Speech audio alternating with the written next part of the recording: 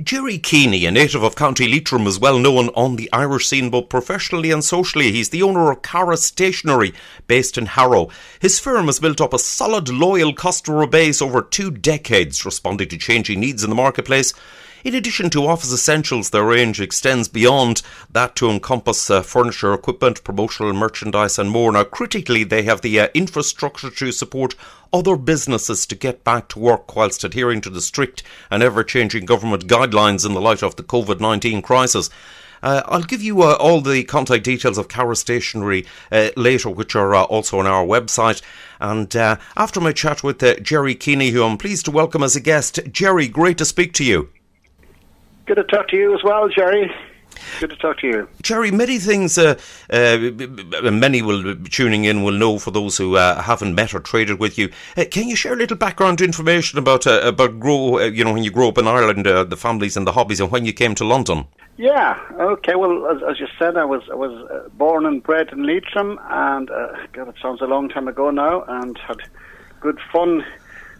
Growing up in the countryside, played for my local team there, Glenfarne, football at junior and senior level, and enjoyed that. And then did a diploma in business studies in Sligo Regional College called Sligo IT. And then I was a few years in Dublin, where I worked in an accountancy firm and qualified as an accountant there. And then, like so many more, I came to London in the late 80s. Jobs weren't great in Ireland. The economy wasn't great. So I came to London to work for a large accountancy firm and stayed with them for about 2 years before I started working on various things for myself. I always wanted to be working for myself, I guess. Right, you're quoted as saying, sort of tongue-in-cheek, that you couldn't stand the excitement in the world of finance, the entrepreneurial spirit to go over, as you said. Must have been that. I mean, it's doing an audit is such exciting work that you just have to be a certain type to do that. So that wasn't far too exciting for me. Auditing. Yeah. Yes, I can understand that. Now, I know you're appreciative of the your Irish clients, the Irish descent, cohort, diaspora, and individuals who have helped Cara Stationery in their growth and development over the years. Yes, it's great. When we started off that many years ago, there was a chap from Kerry who was going to be my first employee, and we sat down at the start and wondered what would we call the firm, and we wanted to start because I had a lot of Irish friends who were accountants, and I knew lots of Irish businesses here. So I says, well, we'll tap into the Irish diaspora, as it wasn't known then, and start there. And everybody I spoke to beforehand says, yes, we'll support you. So we talked down. It could have been Cara Stationery very easily, but we said Cara Stationery, and that has stuck with us. And so have the clients. In actual fact, I was thinking to myself recently, there are some people that have been there from day one. I'm thinking of Carey's, Ballymore Properties, Murphy's, great firms like that. They're the biggies. There's a lot of other smaller firms that have been with us right throughout that time. And I'd say still about 75% of our clients are Irish. A lot are in construction. But they're a great support network. They've been there right from the start. And it's great to be involved with them, and there's a great Irish community spirit there, very, very supportive. And I think without that, we wouldn't have started off, or we wouldn't be still in existence today. Indeed. Now, Cara Stationery operate in a very competitive field, yet you enjoy that customer loyalty, as you said. And but the thing is, you're prepared to go the distance for clients, possibly unlike bigger firms. The services, where service can be anonymous. You've got you can go that extra mile when a client needs a particular service or product. Yeah, well, we term ourselves friendly yet professional. So we have a lot of second generation Irish with us, and they understand the Irish mentality that they want a good service, but they're also interested in having a chat about the things that are going on. I have a few long-suffering Waterford supporters working for me there, so they're mad into the GAA, so they're able to give their comments on that. And we have an awful lot of Mayo clients, so we catch up with them and commiserate with them every few years when they lose yet another All-Ireland final. So we have that aspect of it, and of course the Irish in London aspect. but also, they're hard working. We'd like to think that we're a hard working firm, that you don't just ring us up and if we can't help you, say sorry, we can't help you. We'll go out of our way to actually source something. If you're looking for something special or different or that's not on the catalogue, we'll go and get it for you. We won't say sorry, we don't do that. Can I have your next product? So we will, as you say, go the extra mile. Right, now we'll discuss the implications of COVID-19 in terms of what you supply at the moment, but even in normal times your staff have a sound product knowledge, and your infrastructure is such that you carry so many lines both immediately available from your warehouse, which you can actually rapidly source, which obviously greatly benefits the end user. Yes, I'm very lucky that I've had staff with me almost from the very beginning who are still with me almost 25 years later. That there's Paul, two brothers, Paul and Brian McGrady, originally parents from Waterford and Down, and they had worked in the industry in Ryman's, the high street stationers whom you might have heard of before. So they had the product knowledge before joining Cara Stationery. So they had that.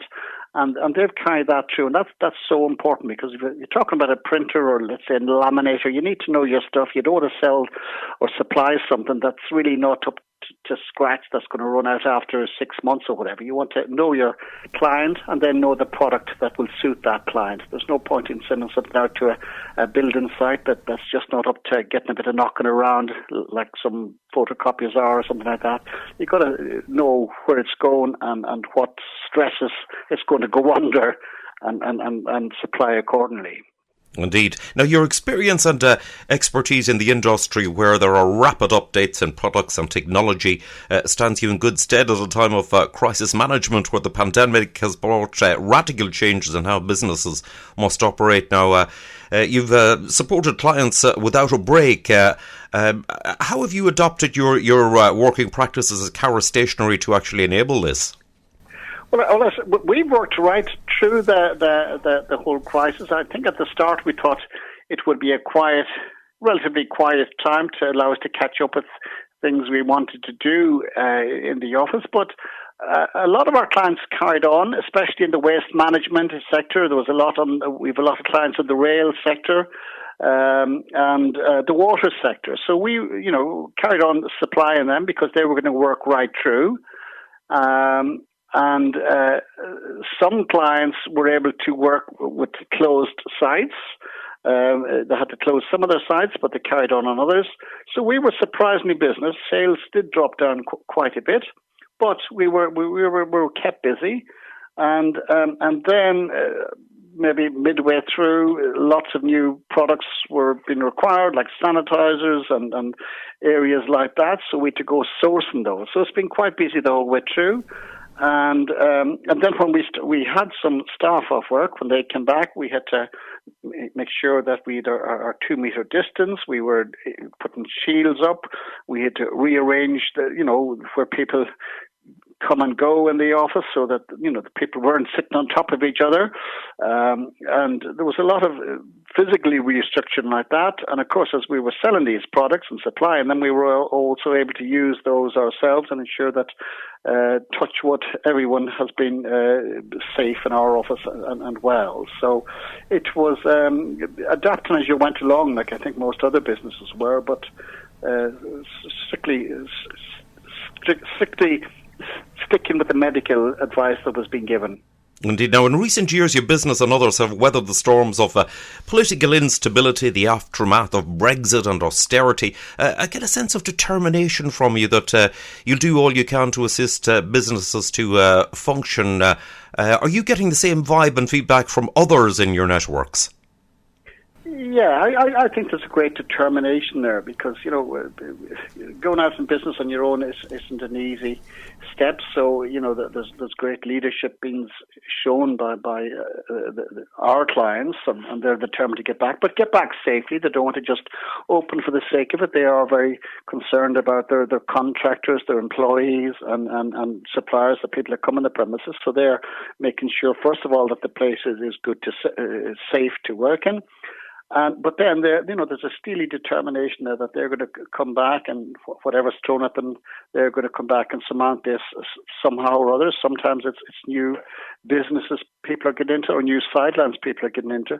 But there's a resilience there. There's a determination that they're going to get through it, and you feed into that energy as well as a supplier. You feed into that, and you've got to admire the way people are going about the business and they're going to come back. Indeed. Now, your website is very informative, as the importance cannot be underestimated of the need for everyone to stay safe, as you just said. Can you give us a brief recap of the scope and the sort of the key items available from Cara Stationery at the moment in the current crisis? Well, usually what I tend to say to people is that, if you sit in your office and just look around your office, everything that's there, we supply, from the chair you're sitting on to the desk you're at, to the personalised mug with your company name on it, to the coffee that goes into the mug. Your printer is there, the inkjet cartridges. There might be a coat stand on the corner. We'll do that. So right across the board, the paper, the pens, the staplers, from those sort of things up to, redecorating. We've done a lot of refurbs of offices where, people have just maybe moved into a new office and got a complete furniture fit out. So right from the small, from the paper clip to doing a full office with 400 desks and chairs. So from something small to something huge, anything that the office requires, we can do it. Well done. Now, listeners can pick up The Irish World featuring an interview with your good self. This publication, The Irish Post, and The Crack is Back, you're often featured in there. Well done on, I know you don't want to concentrate on, but well done on everything you've done for various charities, Ashling Project, etc. It's definitely, I would know, appreciated by them. Now, covering a broad spectrum, you also attend many functions and all that sort of thing. What do you do to relax yourself? Well, I find these functions very relaxing and getting involved in things like that because, it's good. You're meeting like-minded people. There are usually lots of Irish business people at these from large and small firms, so it's great to touch base with maybe someone in a maybe similar role to yourself and just to see how they're getting on and see what the gossip is and what's going well. And they're usually fun because it's an opportunity to let the hair down and catch up with friends and, people that you might have been speaking to on the phone or you don't get to meet very often because everyone's quite busy. So I find they're great. And I suppose it's one of the things that I miss most during this whole crisis is that, there are no networking events. There are no, we had to cancel our Ashling Project race night at Windsor, which, we'd a lot of planning done, and then it was to take place in June. We had lots of our great supporters lined up, the Gerrys, Murphys, the Gallagher Group. They were all sponsoring races. So a lot of the work had been done and then it had to be cancelled. And that was usually a great night because there's the charity element. You're doing great work there. There's the fun element. There's the networking element. So that's what I like, getting involved in those kind of things. And because you're doing a lot of stuff that is good, I feel. So apart from that, I do find a little bit of time for my golf, and I'm glad the golfing courses are open now.